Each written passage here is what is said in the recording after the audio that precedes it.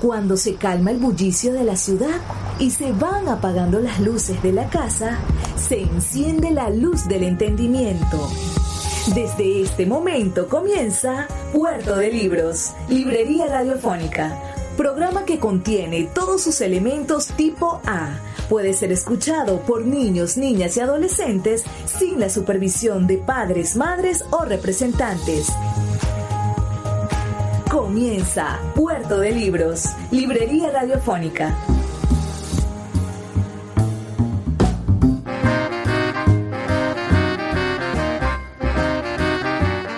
Bienvenidos a Puerto de Libros, Librería Radiofónica. Les habla Luis Peroso Cervantes, quien de lunes a viernes, de 9 a 10 de la noche, utiliza el canal de la Red Nacional de Emisoras Radio, Fe y Alegría para llevar a sus hogares buena literatura, buenos libros, un boleto, un pasaje, un ticket de entrada para que usted pueda abordar los barquitos de papel que son los libros, esas embarcaciones con las cuales somos capaces de navegar, de viajar, de transportarnos por diferentes mundos de la imaginación, por continentes, por épocas y posiblemente por espacios diferentes, por realidades diferentes.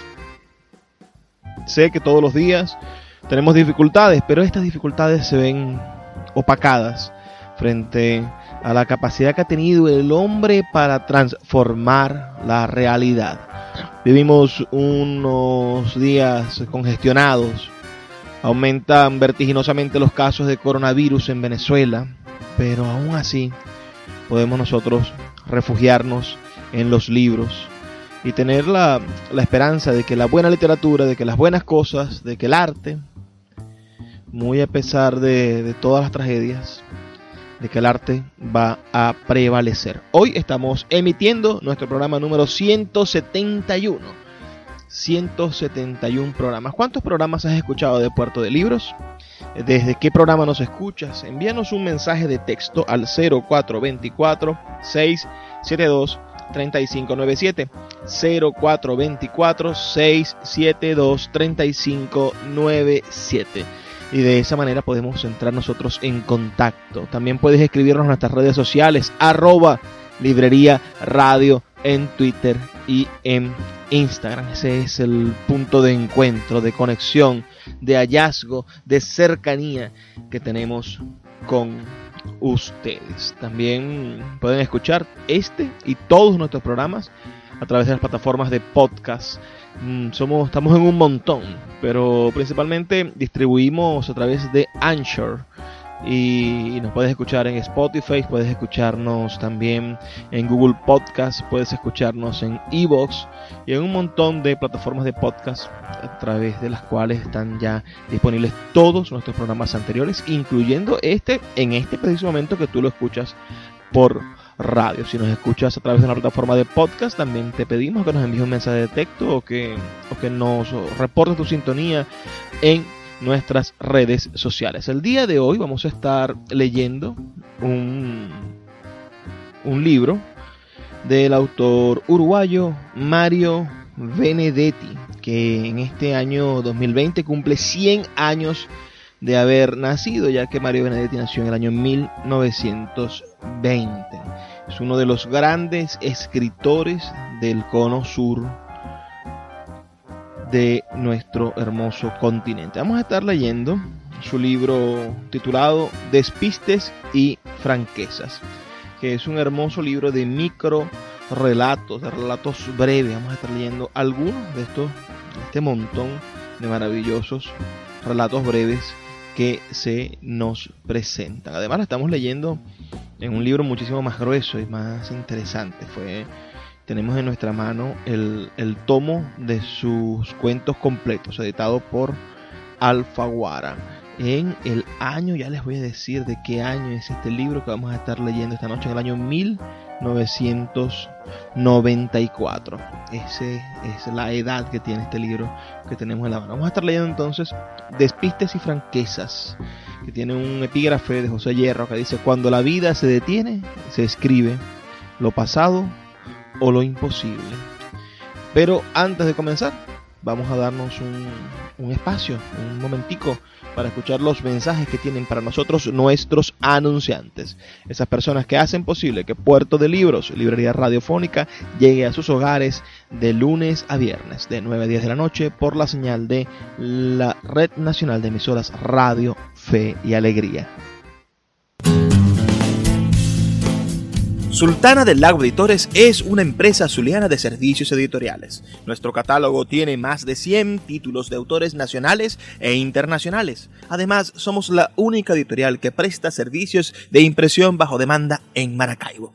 No necesitas invertir en grandes tirajes. Tus lectores pedirán tu libro, nosotros lo imprimiremos y tú obtendrás regalías. Por ello, también editamos internacionalmente en Amazon y Google Play Books. Conoce más en nuestra nueva página web www.sultanadelago.com o siguiéndonos en Instagram como @sultanadelago.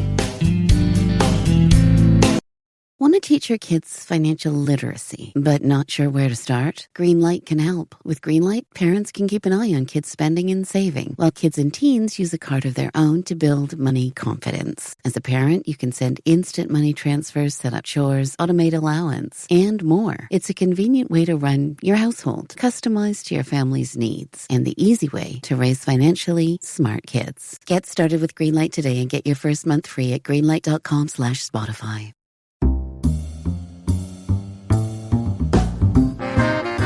Como les comentaba hace unos instantes, vamos a estar leyendo el libro Despistes y Franquezas del gran Mario Benedetti, que en este 2020 cumple 100 años de haber nacido su centenario.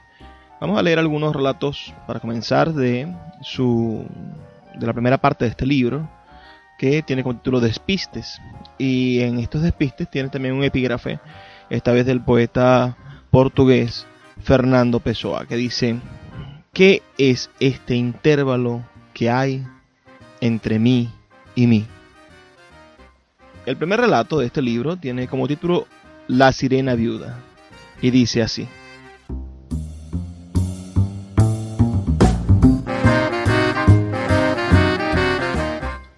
a partir de 1980 yo había estado varias veces en Copenhague y siempre había cumplido con el rito de rendir homenaje a la legendaria sirenita de Eriksen.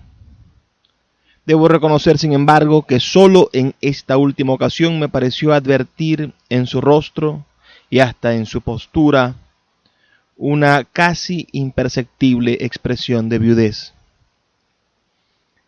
Cierta noche, estimulado tal vez por varias jarras de Carlsberg, me atreví a mencionar el tema ante varios amigos latinoamericanos verdaderamente expertos en exilios daneses. Por las dudas, y a fin de que no me creyeran más borracho de lo que estaba, traté de darle al comentario un ligero tono de autoburla. Pero para mi sorpresa, todos se pusieron serios y uno de ellos, un santafesino llamado Alfredo, dijo lentamente, como si estuviera midiendo las sílabas: no se trata de que solo tenga expresión de viuda. En realidad es viuda. Ahí nomás se me pasó la borrachera.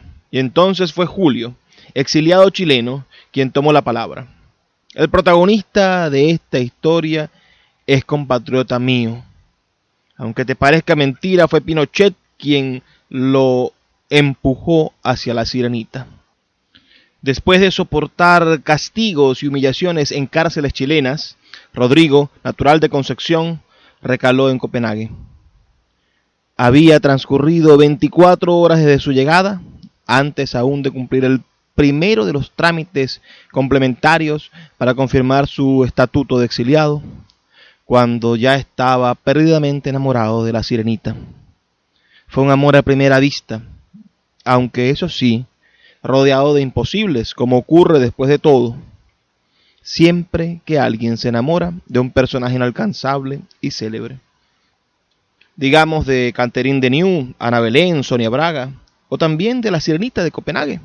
Es claro que Rodrigo tenía sus rarezas, pero tú, que hasta no hace mucho también fuiste exiliado, bien sabes que en el exilio lo raro es apenas un matiz de lo normal. Por otra parte, Rodrigo hablaba pocas veces de su pasión recién estrenada. Simplemente reservaba alguna hora de su jornada para contemplar a la sirenita como una forma de comprobar que en sí mismo iba creciendo un amor tan desacostumbrado como indestructible. Además, cuando se enteró de que la sirenita en lejanos y cercanos pretéritos había sufrido escarnios, castigos y hasta mutilaciones, halló en ese pasado una nueva zona de afinidad con su propia y escarmentada historia. Así, hasta que un día resolvió transformar lo imposible en verosímil. Estábamos en pleno invierno. Aquí es una estación realmente inhóspita, pero a él no le pareció justo postergar su proyecto hasta la primavera. Por razones obvias, eligió las horas de la madrugada. No quería arriesgarse a que se formara un corrillo de curiosos, incluido algún indiscreto policía, y que decenas o centenares de ojos mancillaran su más gloriosa intimidad. Eran las 3:15 de un domingo de enero cuando Rodrigo llegó hasta el objeto de su amor. Ella estaba, como siempre, inocentemente desnuda, y Rodrigo pensó que no era lícito que él permaneciera miserablemente vestido. De manera que, a pesar de los 12 grados bajo cero, se fue despojando una por una de todas sus prendas, que quedaron dobladas y en orden junto a sus pies descalzos y ateridos. Ahora sí estaban en igualdad de condiciones su amada y él, castigados, desnudos, estremecidos. A esa hora Rodrigo debe haber apretado sus dientes para que no castañaran, y por fin debe haber abrazado tiernamente a su sirena en el tramo más feliz de su nueva existencia. Qué breve fue, claro, porque allí lo hallaron, horas después, dulcemente yerto, sin nueva vida y también sin vida vieja. Y es por eso, ¿entiendes?, que la pobre sirenita tiene esa cara de viuda que le has visto. Más aún, te diré que desde entonces ha pasado a ser una de los nuestros, una exiliada más, inmóvil junto al mar, que sueña con la vuelta.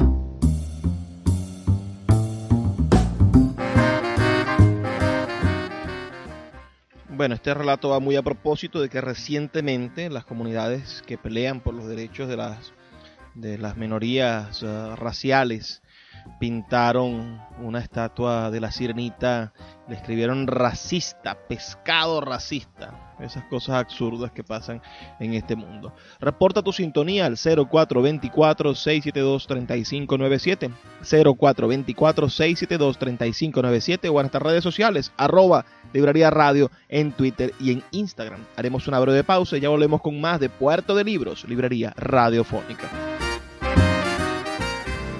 Escuchas Puerto de Libros con el poeta Luis Peroso Cervantes. Síguenos en Twitter e Instagram como @Librería Radio. El poeta Luis Peroso Cervantes le acompaña en Puerto de Libros, Librería Radiofónica, por Radio Fe y Alegría, con todas las voces.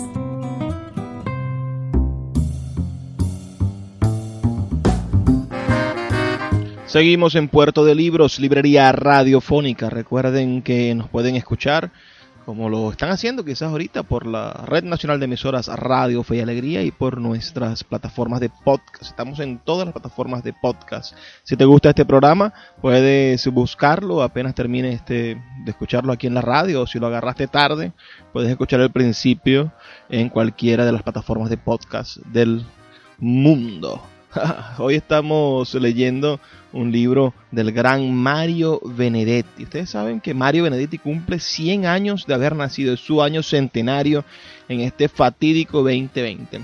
El libro se llama Despistes y franquezas. Es un libro verdaderamente estupendo, que son micro relatos o micro crónicas, son narraciones espectaculares. La primera parte se llama Despistes. Ahora voy a leer un relato corto, apenas tiene 3 párrafos, que se llama El hombre que aprendió a ladrar. Tiene una dedicatoria, dice: a Tito Monterroso, este agradecido complemento de el perro que deseaba ser un ser humano. De el perro que deseaba ser un ser humano, nosotros lo leímos ya anteriormente en un programa que dedicamos a Augusto Monterroso. Pueden también ustedes buscarlo en la plataforma de podcast. También Augusto Monterroso cumple 100 años de haber nacido en este año 2020, porque nació en 1920. Vamos a leer ahora este relato de el gran Mario Benedetti. El hombre que aprendió a ladrar. Lo cierto es que fueron años de arduo y pragmático aprendizaje, con lapsos de desaliento en los que estuvo a punto de desistir. Pero al fin triunfó la perseverancia y Raimundo aprendió a ladrar. No a imitar ladridos, como suelen hacer algunos chistosos o que se creen tales, sino verdaderamente a ladrar. ¿Qué lo había impulsado a ese adiestramiento? Ante sus amigos se autoflagelaba con humor. La verdad es que ladro por no llorar. Sin embargo, la razón más valedera era su amor casi franciscano hacia sus hermanos perros. Amor es comunicación. ¿Cómo amar entonces sin comunicarse? Para Raimundo representó un día de gloria cuando su ladrido por fin fue correspondido por Leo, su hermano perro, y, algo más extraordinario aún, él comprendió el ladrido de Leo. A partir de ese día, Raimundo y Leo se entendían, por lo general, en los atardeceres, bajo la glorieta, y dialogaban sobre temas generales. A pesar de su amor por los hermanos perros, Raimundo nunca había imaginado que Leo tuviera una tan sagaz visión del mundo. Por fin, una tarde, se animó a preguntarle en varios sobrios ladridos: dime, Leo, con toda franqueza, ¿qué opinas de mi forma de ladrar? La respuesta de Leo fue escueta y sincera. Yo diría que lo haces bastante bien, pero tendrás que mejorar. Cuando ladras, todavía se te nota el acento humano.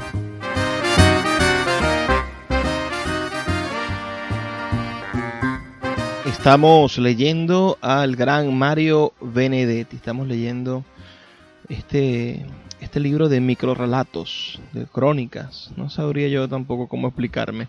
La primera parecía una linda crónica, ¿no? Pero bien puede ser un relato de ficción. Es la maravilla en la cual el personaje es el autor se convierte en un personaje. Ahora vamos a leer uno donde sucede eso. Se llama Autobiografía.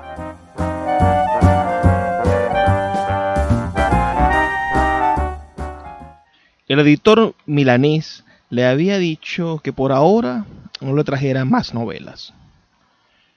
Una sabrosa autobiografía. Eso sí. Convéncete, muchacho. Empezó el boom de las autobiografías. Ese era el genio del siglo XXI. Así que trépate al carro mientras puedas. Dante Falconi prometió que lo intentaría, aunque aclaró que su vida no era interesante, ni aventurera, ni escandalosa. Toda vida puede ser interesante o aventurera o escandalosa, dijo el editor milanés con una sonrisa plena de futuro. Si el autor pone sabor cuando la cuenta. Vamos a ver. ¿Nunca mataste a un gato o te masturbaste o le hiciste una zancadilla a tu santa madre o tuviste inclinaciones homosexuales o descubriste que tu viejo tenía una querida o hiciste trampas en el examen o bofeteaste a tu novia o tuviste preso por estupro o torturaste o fuiste torturado, o firmaste un cheque sin fondos, o te fracturaste la cadera, o ganaste una fortuna en el casino, o perdiste una fortuna en el casino, o confundiste un pegamento con el dentrífico, o estuviste a punto de ahogarte, o plagiaste a Ungaretti, o aprendiste Esperanto, o plagiaste a Pasolini, o tuviste un flemón. Te lo dice un experto. Con cualquiera de esas menudencias puede escribirse una biografía de clase A. Sí, comprendo, pero yo... No me digas que tu vida ha sido tan aburrida como para no registrar ningún episodio medianamente atractivo. Ni siquiera es obligatorio que sea morboso. Con que sea morbosito ya alcanza. No, pero nada. Mañana mismo te pones a escribir tus escalofriantes memorias, reales o inventadas, y te prometo que en la próxima feria de Milano tú serás un bestseller. A partir de aquella charla tan compulsiva sobrevinieron días de angustia para el pobre autor provinciano. Horas de pánico y frustración frente a la hoja en blanco. El editor milanés había dictaminado: lo esencial es lanzarse. Hay que empezar con una frase de entrada que seduzca al lector inocente, algo que le prometa confidencias y emociones. De modo que Dante Falconi se lanza. Durante varios lustros, la modestia me ha impedido escribir sobre mí mismo. De inmediato aquello le parece detestable. Tacha modestia y pone vanidad. Durante varios lustros, la vanidad me ha impedido escribir sobre mí mismo. 2 días después hace triza el papel y escribe, ahora sí, con alguna esperanza. Volver al pasado es también regresar a las raíces.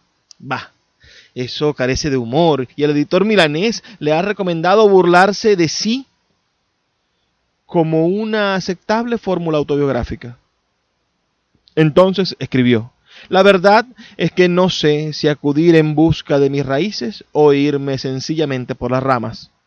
Se rasca la cabeza, reflexiona, no soy ni quiero ser un árbol. También la nueva hoja va al canasto.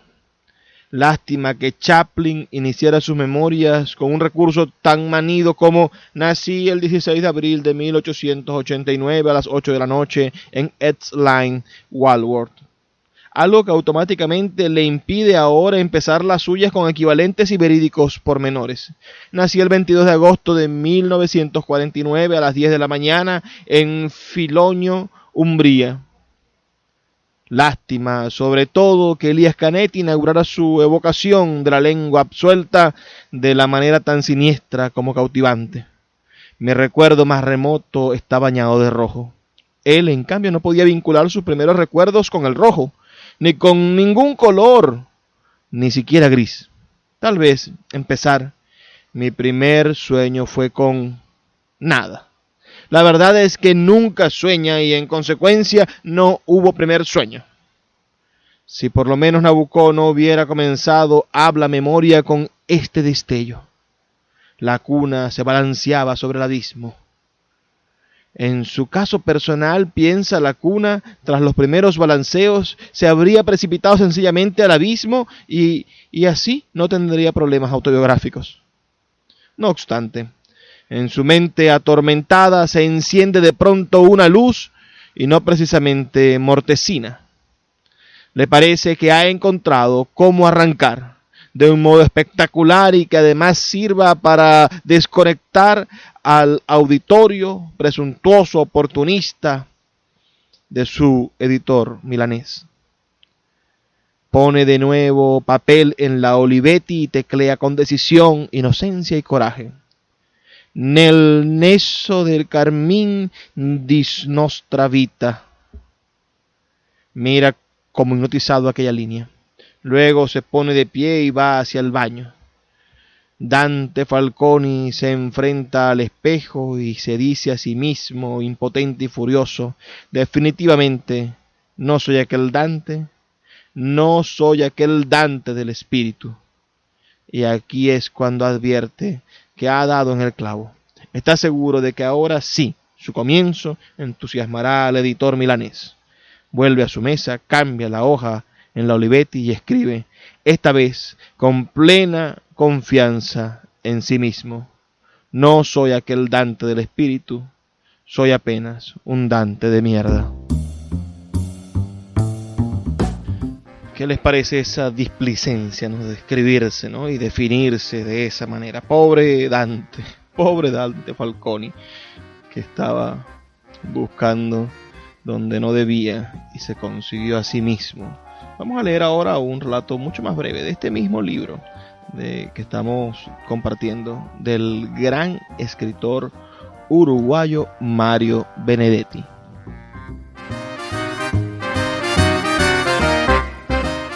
Su amor no era sencillo.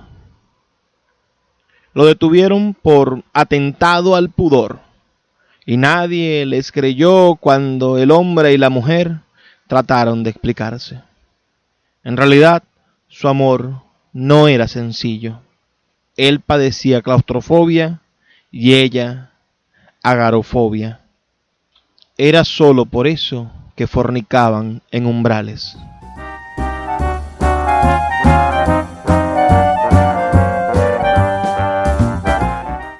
Así funciona el humor, ¿no?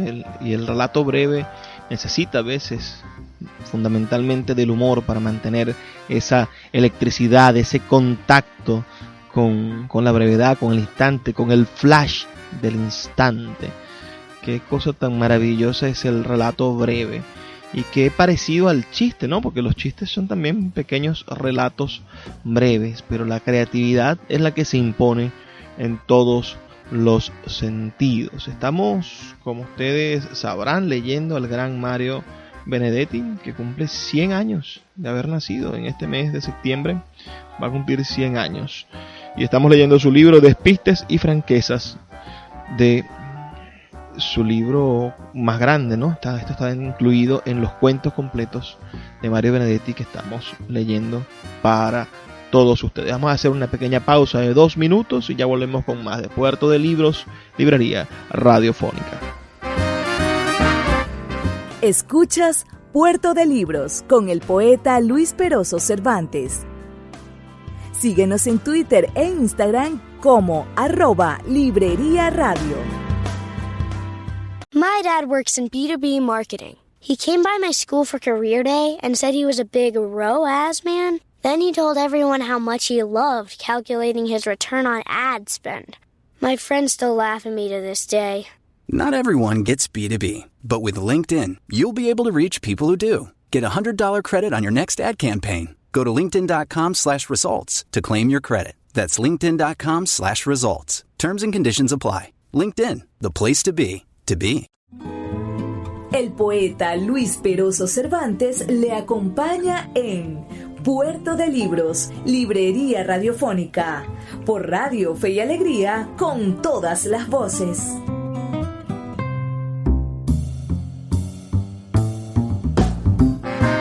Seguimos en Puerto de Libros, Librería Radiofónica, este espacio que hacemos con tanto cariño todos los días, de lunes a viernes, de 9 a 10 de la noche, por la señal de la Red Nacional de Emisoras Radio Fe y Alegría y por más de 15 plataformas de podcast en todo el mundo. Recuerda que puedes reportar tu sintonía al 0424-672-3597, 0424-672-3597. Cuéntanos si antes habías leído o escuchado algo de Mario Benedetti, si conoces a ese maravilloso autor uruguayo que en este 2020 cumple 100 años de haber nacido, uno de los más grandes escritores, poetas, narradores del sur del continente americano. Estamos leyendo un libro de relatos breves, muy divertido, lleno de humor, como la mayoría de su creación poética,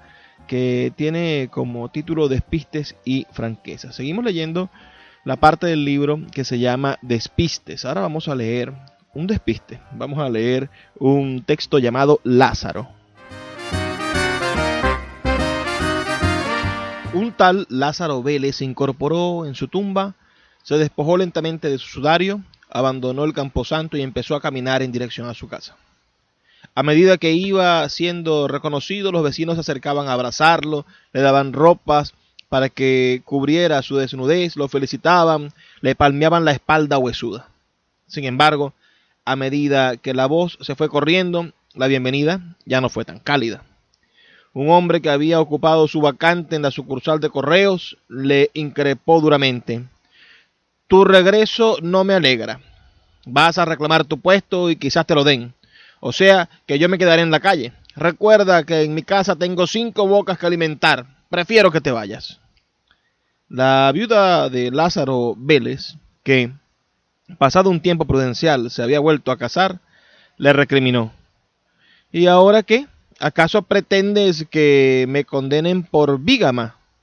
Si quieres que sea feliz, desaparécete de mi vida, por favor. Un sobrino, que en su momento había heredado sus 4 vacas y sus 6 ovejas, le reprochó airado: no pretenderás que te devuelva lo que ahora es legalmente mío. Vete, viejo, ya no molestes más.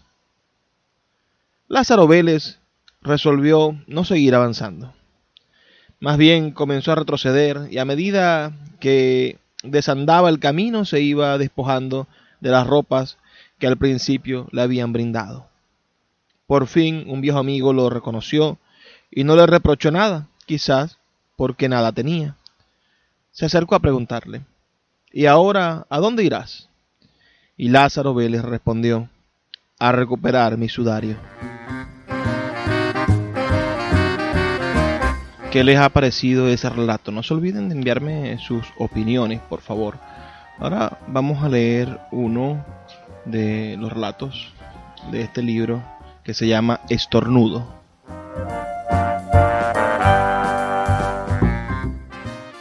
Cuando Agustín sintió un fuerte dolor en el pecho, anunció de inmediato a sus familiares: esto es un infarto. Sin embargo, el médico diagnosticó aerofagia. El dolor se aplacó con una Coca-Cola y el regueldo correspondiente. Fue en esa ocasión que Agustín advirtió por primera vez que la forma eficaz de exorcizar las dolencias graves era lisa y llanamente nombrándolas. Solo así, agitando su nombre como la cruz ante el demonio, se conseguía que las enfermedades huyeran despavoridas. Un año después, Agustín tuvo una intensa punzada en el riñón izquierdo y ni corto ni perezoso se autodiagnosticó: cáncer. Pero era apenas un cálculo, sonoramente expulsado días más tarde, tras varias infusiones de quebrapedra.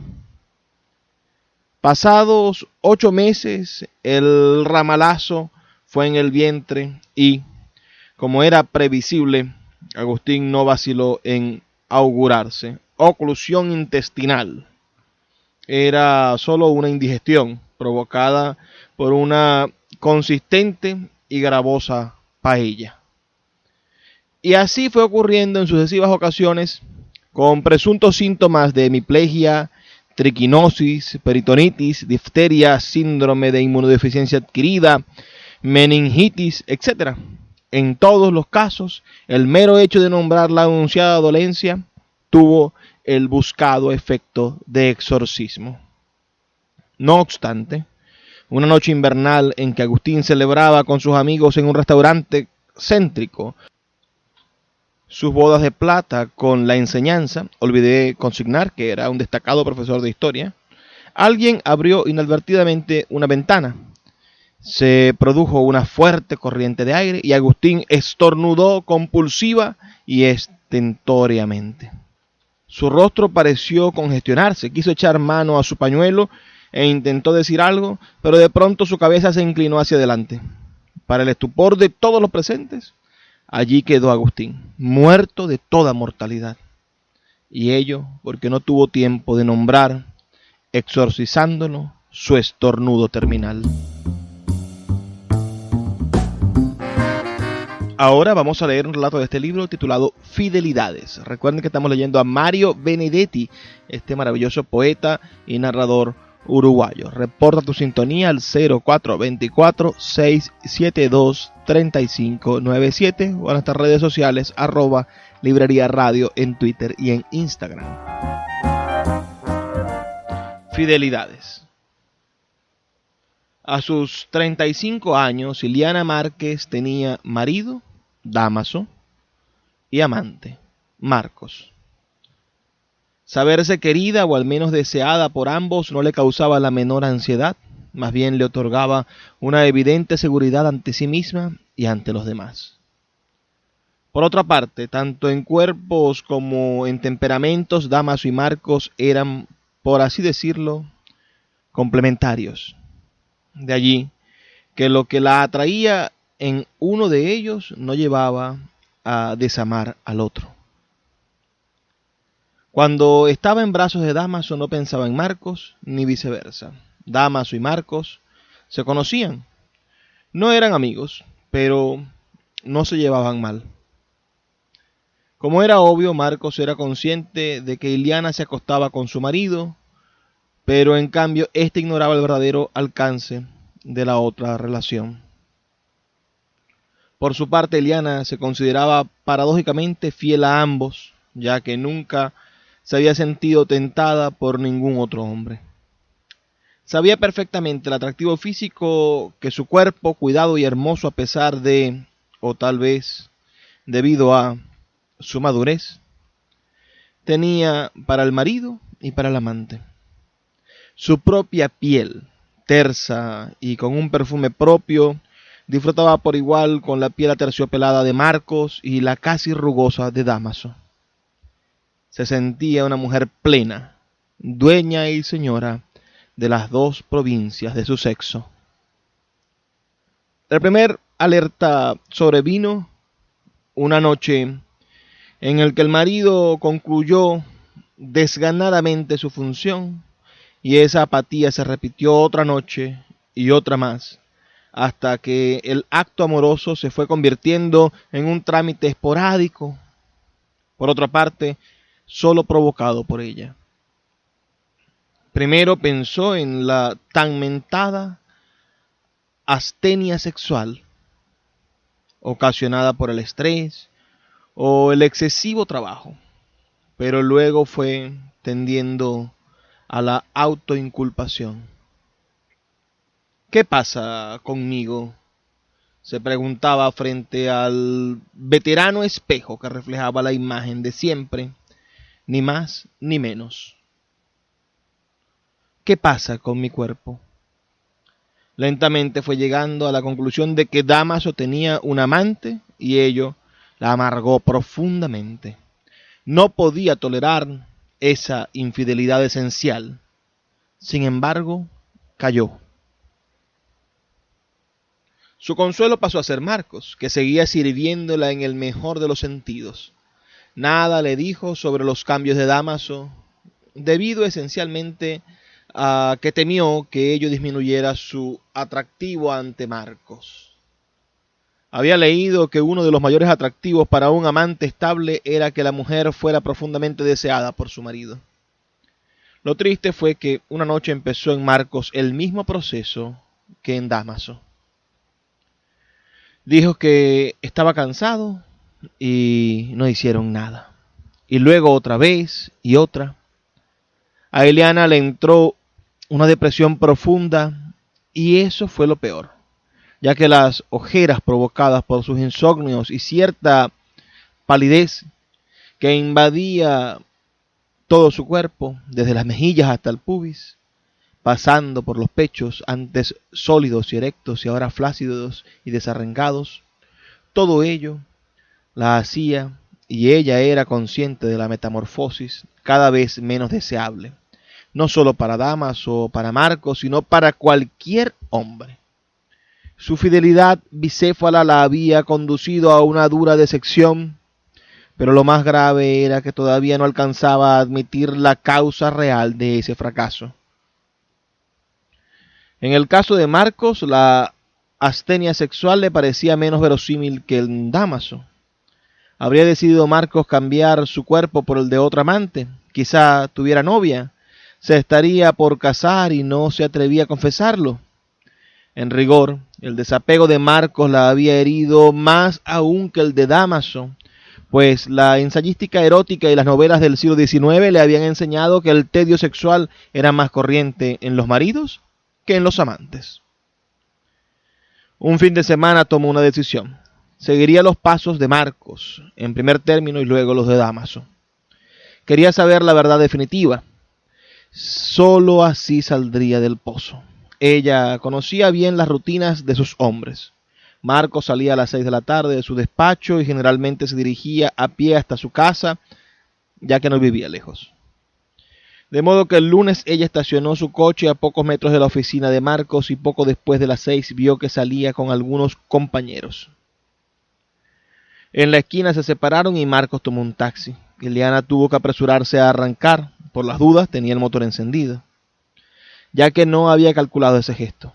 El taxi, tras 2 o 3 cambios de calles, tomó por Agraciada, luego por 19 de abril, y así hasta El Prado, donde se detuvo. Ileana también frenó su coche, siempre a distancia prudencial. Marcos descendió del taxi y tomó por uno de los caminos internos del parque. Ileana dejó que se alejara un poco, luego bajó del auto y empezó a seguirlo. Vio que Marcos doblaba a la derecha y ella apresuró el paso para que no se le perdiera. Cuando por fin desembarcó en el nuevo sendero, apenas iluminado por un sol que se iba, vio algo que en el primer instante la dejó estupefacta y de inmediato le restituyó, como por encanto, su antigua y bien amada seguridad. Marcos y Dámaso se alejaban de espaldas a ella, tomados de las manos. Escuchas Puerto de Libros con el poeta Luis Peroso Cervantes. Síguenos en Twitter e Instagram como @Librería Radio.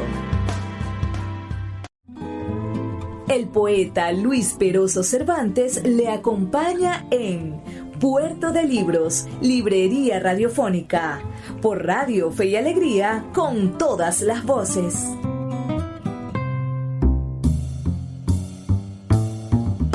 Seguimos en Puerto de Libros, Librería Radiofónica. Estamos leyendo al gran poeta Mario Benedetti. En este caso estamos leyendo sus narraciones. Dice José Emilio Pacheco en este tomo de sus cuentos completos sobre el libro que estamos leyendo, Despistes y Franquezas. Dice: la variedad métrica y temática de Las Soledades de Babel se corresponde con la riqueza de Despistes y Franquezas, su más reciente libro de cuentos. Si los despistes son poemas en prosa, doloras y humoradas, para citar a un poeta campoamor al que nadie cita, las franquezas son relatos de desexilio, esa palabra que la lengua española recibe, como muchas otras, de Benedetti.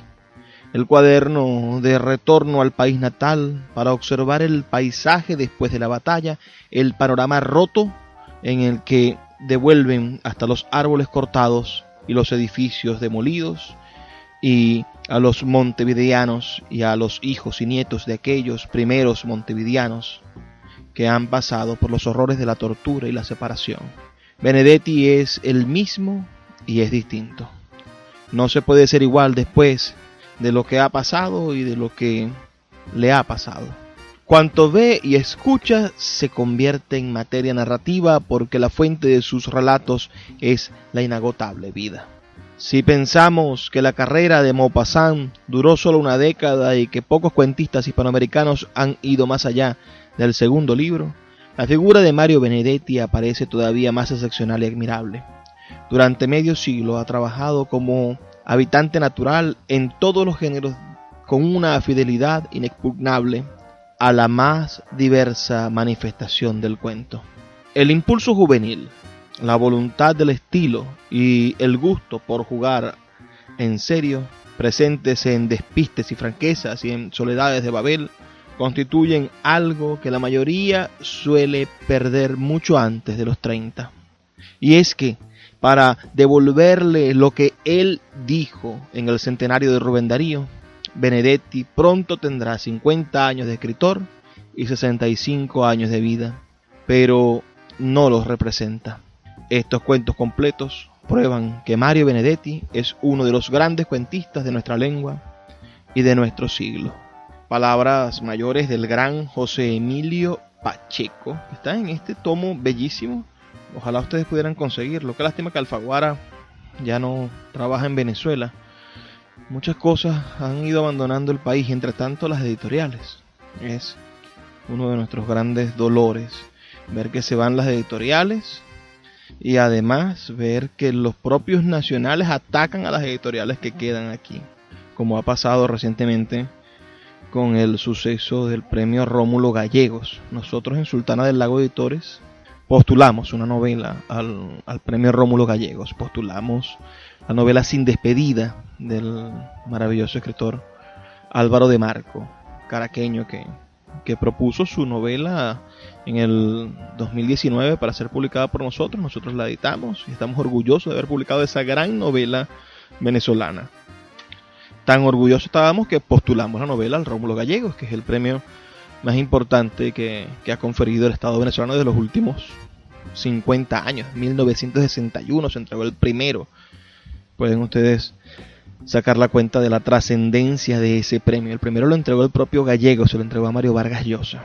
Entonces vemos esta actitud que ahora han tomado muchos escritores que están en el exterior, sobre todo personas que están en el exilio, de atacar a los que todavía resistimos desde aquí de Venezuela y hacemos cultura y hacemos ediciones. Entonces atacan a los venezolanos que participan, a los escritores que participan, pero no atacan a las editoriales que dejaron de editar y de publicar en Venezuela y que salieron por la crisis. Y a las poquitas editoriales que quedamos en el país también nos atacan y nos acusan de una cantidad de satrapías de las cuales somos completamente inocentes, porque participar en un premio que tiene tantos años de fundado no nos hace cómplices de nada, señores. Nos hace cómplices del premio, nos hace cómplices de Gallegos, de la memoria, nos hace cómplices de Bolaño, por ejemplo, nos hace cómplice de Fernando Vallejo, nos hace cómplice de Ricardo Piglia, nos hace cómplice de los grandes intelectuales que han ganado ese premio. Más adelante estaremos produciendo un programa dedicado a esa novela, a Sin Despedida, para que ustedes conozcan cuál es nuestra propuesta, la propuesta venezolana para el premio Rómulo Gallegos. Vamos ahora a leer un último relato de este libro, maravilloso libro que hemos estado disfrutando, sobre todo la primera parte, que son relatos bastante cortos y que funcionan para leer aquí en la radio. Vamos a leer el texto que se titula Un reloj con números romanos. ¿Te llama la atención mi reloj? ¿Verdad que es lindo? A mí siempre me gustaron los relojes con números romanos. ¿Crees que está atrasado porque marca las 11:15? No, no está atrasado. Simplemente hace 10 años que está detenido a esa hora. ¿Por qué? No es tan simple de contar. Nunca hablo de eso. Nada más que por miedo a que no me crean. ¿Serías capaz de creerme? Entonces te lo cuento. Más de un recuerdo es un homenaje. 10 años. Recuerdo la fecha, porque todo ocurrió al día siguiente de mi cumpleaños. Tenía 15 y estaba bastante orgulloso de mi nueva edad. Pasaba ese verano en casa de mis tíos en un pueblecito mallorquín en medio de un increíble paisaje montañoso. Después de las muchedumbres y el tránsito enloquecido de Barcelona, aquello era un paraíso. Por las mañanas me gustaba ir a la cala que quedaba allá abajo. En hora tan temprana estaba siempre desierta. En esa época nadaba muy mal, así que nunca me alejaba mucho de la orilla porque en ciertos momentos del día las olas altísimas y todopoderosas eran siempre un peligro. Me bañaba desnudo y eso constituía todo un disfrute en aquel agosto particularmente caluroso. Esa mañana ascendí casi corriendo por el sendero irregular y pedregoso que llevaba a la cala. Y una vez allí, sin mirar siquiera a mi alrededor, me quité el short. Iba a meterme en el agua cuando sentí que alguien me gritaba algo como buenos días. Miré entonces y vi a una mujer joven, morena, hermosa. Llevaba una mínima tanga, pero su busto estaba al descubierto. Sentí un poco de vergüenza y me tapé con las manos, pero ella empezó a caminar y enseguida estuvo junto a mí. «No tengas vergüenza», dijo, en un correcto español con acento extranjero como si fuese inglesa o alemana. «Mira, yo también me quito esta menudencia», agregó, «y así estamos iguales». Preguntó cómo me llamaba y dije que Tomás. «Tom», repitió ella. «Eres lindo, Tom». Creo que me puse rojo. «Ven», dijo, y tendió su mano hacia mí. Yo le di la mía. «Ven», repitió, y me miró calmosamente. Sonreía, pero era una sonrisa triste. «¿Nunca has estado con una mujer?» Dije que no, pero solo con la cabeza. «¿Y qué edad tienes?» «Ayer cumplí 15», contesté con mi orgullo algo recuperado. Entonces comenzó a acariciarme. Primero los hombros, luego el pecho. Yo reí porque me hizo cosquillas. La cintura, siempre sonriendo con infinita tristeza. Cuando llegó a mi sexo, ya la estaba esperando. Entonces sonrió más francamente y con un poco menos de tristeza, pero no se detuvo allí. Continuó acariciándome y así llegó a mis tobillos y a mis pies llenos de arena. En ese momento comprendí que me estaba enseñando algo y resolví ser un buen alumno. Yo también empecé a acariciarla, pero en sentido inverso, de abajo hacia arriba. Pero cuando llegué a aquellos pechos tan celestiales, me sentí desfallecer. De amor, de angustia, de esperanza, de nueva vida, qué sé yo. Nunca más he sentido una sensación así. Entonces, sin decirnos nada, nos tendimos un poco más allá, donde el agua apenas lamía la arena, y ella prosiguió minuciosamente su clase de anatomía. La verdad es que a esa altura yo ya no precisaba más lecciones y la cubrí sin ninguna timidez, casi diría que con descaro. Y mientras disfrutaba como un loco, recuerdo que pensaba, o más bien deliraba, «Esta mujer es mía, esta mujer es mía». Cuando todo acabó, continuó besándome durante un rato. Luego se quitó el reloj, precisamente este reloj, de su muñeca y me lo dio. «Mira, se ha detenido. Eso quiere decir algo. Guárdalo contigo». Y yo, que siempre había querido tener un reloj con números romanos, lo puse en mi muñeca. A ella le dije gracias y la besé otra vez. Entonces dijo: «Eres lo mejor que me podía haber pasado, justamente hoy. Ahora me voy contenta porque nos descubrimos y algo maravilloso sucedió. ¿No te parece?» «Sí, maravilloso. Pero ¿a dónde vas?» «Al mar, Tom. Voy al mar. Tú te quedas aquí con el reloj que se ha detenido y no digas nada a nadie, a nadie». Me besó por última vez y su lengua estaba salada como si fuera un anticipo del mar que la esperaba. Empezó a caminar lentamente, se metió en el agua y de inmediato fue rodeada por el coro de las olas que cada vez se fueron encrespando más. Ella siguió avanzando, sin nadar, dejándose llevar, empujar, acosar violentamente por aquel mar que, lo pensé entonces, era un viejo celoso, desbordante de ira y de lujuria. Un viejo que no la iba a perdonar y a mí me salpicaba como escupiéndome. Y así hasta que la perdí de vista, porque las olas, una vez que golpeaban las rocas, regresaban con ímpetu y la llevaban cada vez más lejos, hasta que por fin tomé conciencia de mi abandono y empecé a llorar. No como un muchacho de 15 años, sino como un niño de 14, sobre los despojos de mi brevísima, casi instantánea felicidad. Jamás apareció su cuerpo en las costas de Mallorca. Nunca supe quién era. Durante unos meses quise convencerme de que tal vez fuese una sirena, pero luego descartaba esa posibilidad, ya que las sirenas no usan relojes con números romanos. Bueno, creo que no usan relojes en general. Aún hoy, cuando voy de vacaciones a Mallorca, bajo siempre hasta la cala y me quedo allí desnudo y a la espera, dispuesto a darle cuerda nuevamente al reloj, no bien ella surja desde el mar, huyéndole a las olas iracundas de aquel viejo rijoso. Pero ya ves, En mi reloj de números romanos, las agujas siguen marcando las 11:15, igual que hace 10 años.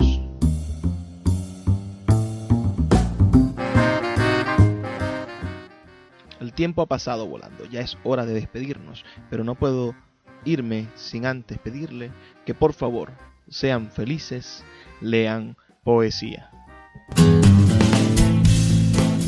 Sultana del Lago Editores es una empresa zuliana de servicios editoriales. Nuestro catálogo tiene más de 100 títulos de autores nacionales e internacionales. Además, somos la única editorial que presta servicios de impresión bajo demanda en Maracaibo.